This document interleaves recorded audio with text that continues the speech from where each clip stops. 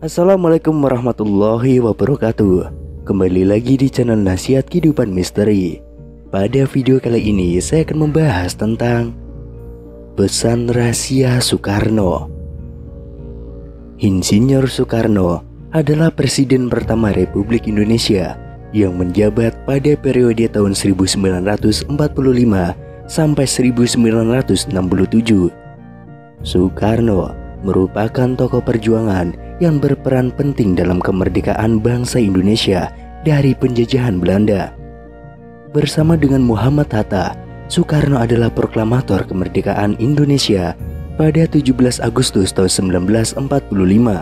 Begitu pentingnya kedua tokoh bangsa ini. Namun kisah Soekarno-Hatta di penghujung hayatnya tidak seindah jasa-jasanya untuk kemerdekaan bangsa Indonesia. Rumah Sakit Pusat Angkatan Darat atau RSPAD Gatot Subroto menjadi saksi bisu detik-detik terakhir kehidupan sang proklamator. Sang proklamator yang biasa dipanggil Bung Karno wafat tanpa penghargaan dan penghormatan dari bangsanya. Bertahun-tahun sebelum itu, saat Jenderal Soeharto menahannya di Wisma Yaso, Soekarno diasingkan dari rakyat yang dicintainya. Bahkan keluarganya pun dipersulit untuk menjenguknya. Soekarno kemudian wafat di ruangan perawatan RSPAD Gatot Subroto pada Minggu 21 Juni tahun 1970 pukul 7:17 waktu Indonesia bagian Barat. Ia mengidap komplikasi ginjal, gagal jantung, sesak napas, dan juga rematik. Namun sebelumnya, Bung Karno dikucilkan dan dilarang menginjakan kaki di Jakarta. Soekarno tinggal di Istana Bogor, kemudian pindah ke Istana Batu Tulis. Dalam buku lain yang berjudul Insinyur Soekarno, karya Wahyudi Jaya, tertulis bahwa sakit yang diderita Soekarno sejak Agustus 1965 semakin parah. Soekarno kemudian memohon kepada Soeharto agar diizinkan kembali ke Jakarta melalui putrinya, Rahmawati. Setelah mendapatkan izin dari Soeharto, Bung Karno akhirnya pindah ke Wisma Yaso atau sekarang Museum Satria Mandala dengan status tahanan. Pengamanan terhadap sang proklamator diperketat, alat sadap dipasang di setiap sudut rumah, dan tidak ada seorang pun yang boleh menjenguknya. Guntur Soekarno Putra harus memikul tanggung jawab yang besar ketika bapaknya Presiden Soekarno meninggal dunia. Guntur Soekarno Putra tidak saja harus menjadi pengganti peran ayah bagi adik-adiknya, tetapi juga siap menjalankan peran sebagai anak Bung Karno tertua. Selama menjadi putra Bung Karno, banyak pesan yang telah dibenamkan Bung Karno di otak dan di hati Guntur. Pada buku yang ditulis oleh Guntur, yaitu Bung Karno, Bapakku, Kawanku, Guruku, diceritakan pesan terakhir tentang Bung Karno. Setelah itu tidak ada pesan lagi hingga ayahnya meninggal dunia pada 21 Juni tahun 1970. Berikut pesan terakhir Bung Karno kepada Guntur. Engkau adalah anak sulung putra Fajar, sebab bapakmu dilahirkan pada waktu Fajar menyingsing. Fajar 6 Juni yang sedang mereka di ujung timur, dan engkau yang lahir di tahun keberanian juga menjelang Fajar, tanggal 3 November. Pada saat itu, di mana hegemoni kekuasaan Jepang semakin siram sinarnya. Nak, seperti halnya bapakmu, engkau pun pantas menyambut terbitnya matahari. Jadilah manusia yang pantas menyambut terbitnya matahari. Ingat, yang pantas menyambut terbitnya matahari hanya manusia-manusia abadi Tuhan, manusia-manusia yang bermanfaat, manusia-manusia yang baik hatinya. Karena itu jangan cengeng. Buktikan kepada setiap orang yang menatapmu bahwa engkau memang pantas menjadi anak sulung Soekarno. Ekspresi sikap Guntur pasca meninggalnya Bung Karno adalah sikap terbaik, termasuk jika akhirnya ia memilih untuk tidak terjun ke gelanggang politik.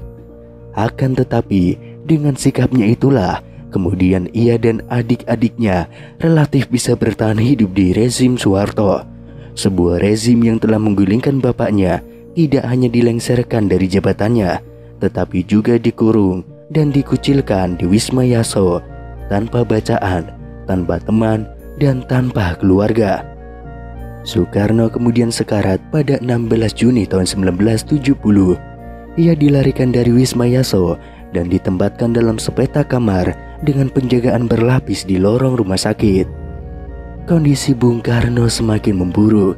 Setiap harinya kesadarannya pun kian menurun, hingga pada Sabtu tanggal 20 Juni tahun 1970 pukul 20:30 waktu Indonesia bagian Barat, Bung Karno mengalami koma. Keesokan harinya, Dr. Mahar Marjono kemudian menghubungi anak-anak Sang Putra Fajar dan menyuruhnya untuk datang. Di sana tampak Guntur, Megawati, Sukmawati, Guru, dan Rahmawati hadiri rumah sakit pada Minggu tanggal 21 Juni tahun 1970 pukul 6:30 waktu Indonesia bagian Barat. Pukul 7 waktu Indonesia bagian Barat, Dr. Mahar membuka pintu kamar sang proklamator. Anak-anaknya langsung menyerbu masuk ke ruangan perawatan dan memberondong Dr. Mahar dengan pertanyaan-pertanyaan. Namun Dr. Mahar tidak menjawab, ia hanya menggelengkan kepala. Hingga pukul 7:08, petugas mulai mencabut selang makanan dan alat bantu pernapasan dari tubuh Soekarno. Anak-anak Soekarno kemudian mengucapkan takbir. Melihat kondisi sang ayah, Megawati kemudian membisikkan kalimat syahadat ke telinga ayahnya. Sebelum kalimat itu selesai, Soekarno mengucapkan nama sang pencipta, Allah, Allah, Allah. Bisik Soekarno pelan seiring hembus nafas terakhirnya. Kemudian terdengar suara tangisan pecah di ruangan kamar Soekarno pukul 7:17 waktu Indonesia bagian Barat. Sang proklamator telah menghadap sang pencipta dan berakhirlah tugas sebagai penyambung lidah rakyat. Sebelum wafat, Soekarno sempat dijenguk oleh Muhammad Hatta. Melihat sahabatnya di rumah sakit, Hatta tampak penuh dengan kesedihan. Soekarno tidak kuasa menahan air mata. Ketika melihat sahabatnya datang, ia membalas sapaan-sapaan sahabatnya dengan menggunakan bahasa Belanda yang artinya senang bertemu denganmu. Keduanya kemudian saling berjabat tangan dengan erat dan sangat lama. Sambil bergandengan, Soekarno dan Hatta mengenang masa-masa keduanya saat menghadapi masa kolonialisme.